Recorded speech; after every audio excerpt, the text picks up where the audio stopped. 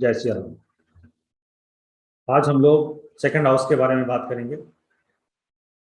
दूसरा भाव आपकी जिंदगी का बहुत ही इंपॉर्टेंट हाउस होता है, या कुंडली का बहुत ही इंपॉर्टेंट हाउस होता है।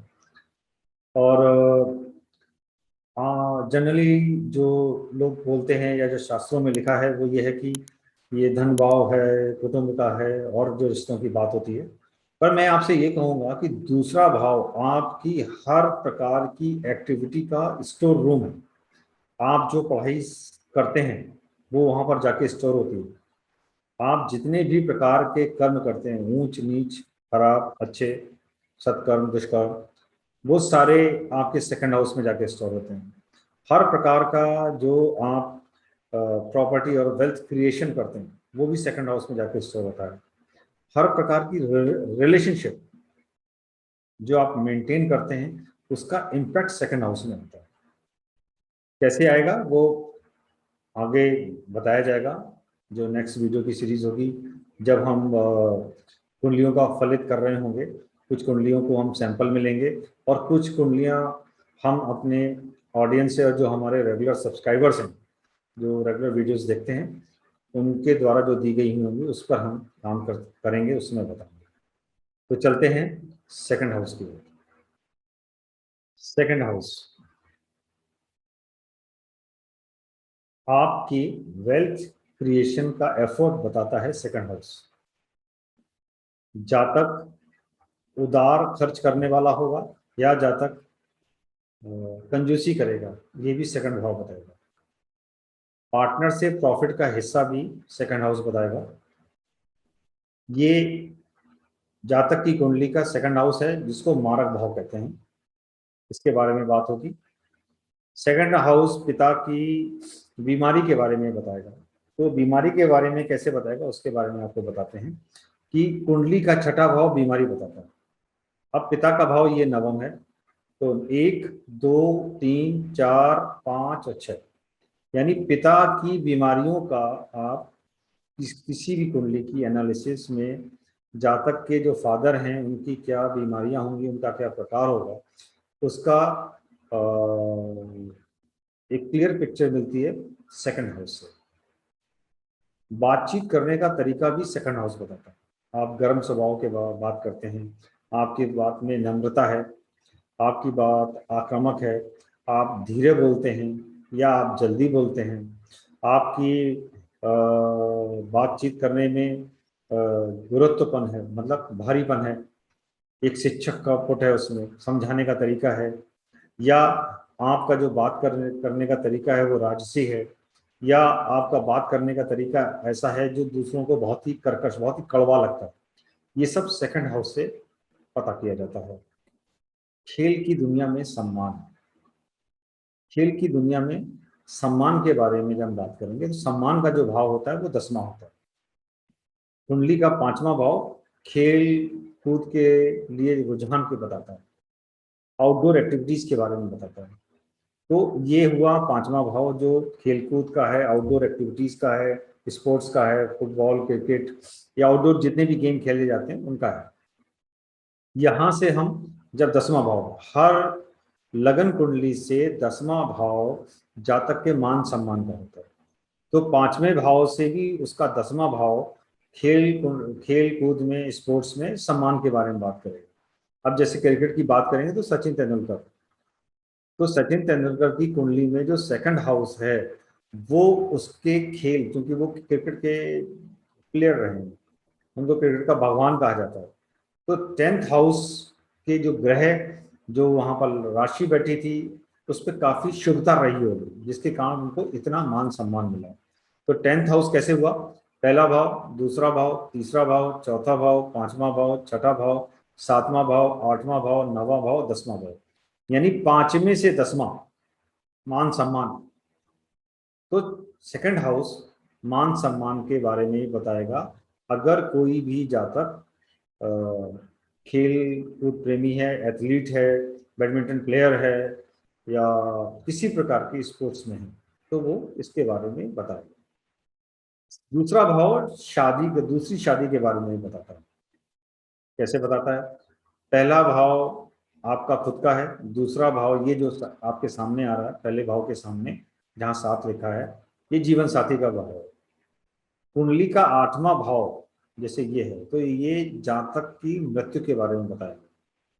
तो जब हम दूसरे भाव की बात कर रहे हैं, तो जीवन साथी के लिए 8वां भाव होगा।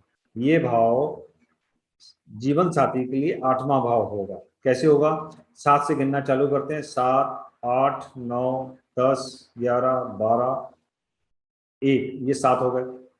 इसके बाद ये 8 हो गए, तो ये 8वां भाव कहलाएगा। तो यहाँ से हम सेकंड मैरिज या जीवन साथी की आयु के बारे में भी एनालिसिस करेंगे। अगली स्लाइड पे चलते हैं। मामा की लंबी यात्राओं, इसके बारे में बात करते हैं। मामा की लंबी यात्राएं कहाँ से आएंगी? तो ये छठा भाव मातृपक्ष कहलाता है, ननिहाल कहलाता है। लंबी यात्राओं का भाव 9वां होता है। यहां से जब हम सेकंड हाउस को काउंट करेंगे तो 1, 2, 3, 4, 5, 6, 7, 8 और 9। तो मातृ पक्ष की, मामा ननिहाल पक्ष की लंबी यात्राओं का किस प्रकार का स्वरूप रहेगा, किस प्रकार की यात्राएं करेंगे, उस यात्राओं से उनको क्या मिलेगा, इसके बारे में भी एनालिसिस हम सेकंड हाउस से कर सकते हैं। नातियों की बीमारी का भी भाव यही कहलाएगा। अब आते हैं जातक का लाभ। सेकंड हाउस ये आपका धनेश कहलाता है, धन भाव कहलाता है, अर्थ भाव कहलाता है। कुंडली का ही अर्थ भाव कहलाता है, धन भाव कहलाता है। यहाँ से जातक की धन कमाने की क्षमता और उसको बचाने की क्षमता के बारे में देखा जाता है। अक्सर आपने देखा होगा, बहुत से लोग बहुत सा धन कमा पाते हैं पर वो बचा नहीं पाते हैं। तो वो यहाँ पर ये भाव बताएगा। यहाँ पर अगर क्रूर राशि है या क्रूर ग्रहों की दृष्टि है, यहाँ पर क्रूर ग्रह बैठे हुए हैं, तो वो खर्च करा देंगे। शुभ ग्रह बैठे हैं तो बचाएंगे, शुभ राशि बैठी है तो आपकी बचत बताएगी। तो आप कुंडली के सेकंड हाउस से ये भी बता सकते हैं कि जातक की फाइनेंशियल स्टेटस क्या होगी। कुछ लोग होते हैं जो ये कहते हैं कि नहीं साहब मेरे पास कतई पैसा नहीं है, पर जैसे ही आप उनकी कुंडली देखेंगे और आप सेकंड हाउस देखेंगे, करंट दशा जो चल रही है वो दशा जिन जिन भावों को इंगित कर रही है, उसमें अगर सेकंड हाउस आ रहा है और उसके विपरीत नेगेटिव हाउसेस नहीं आ रहे हैं, तो आप कह सकते हैं कि नहीं आपके पास पैसे का, धन का आगमन है। बचत नहीं हो रही है, उसका अलग से देखा जाएगा। तो इस बारे में बहुत एब्सोल्यूट क्लैरिटी मिलती है जब हम सेकंड हाउस से किस प्रकार के मिनरल्स या किस प्रकार की एग्रीकल्चर प्रोडक्ट्स का उत्पादन होता है, प्रोडक्शन होता है, उसके बारे में बात करेंगे। तो सेकंड हाउस से हम कपड़े के बारे में विचार करते हैं। सोना चांदी जेम्स, यहाँ से बात होगी। अगर 10वें भाव का कनेक्शन सेकंड से बन रहा है तो जातक बहुत अच्छा ज्वेलरी का काम कर सकता है। अगर हम एग्रीकल्चर प्रोडक्ट्स की बात करेंगे तो मक्का और दाल, इनकी बातें सेकंड हाउस से होंगी। यहाँ से हम मिनरल्स की बात करेंगे और मिनरल्स जो होंगे वो कॉस्टली मिनरल्स होंगे, जैसे गोल्ड हो गया, सिल्वर हो गया, रूबी हो गए, जेम्स हो गए, नीलम हो गया, माणिक हो गया। इन सबको हम सेकंड हाउस से लेंगे।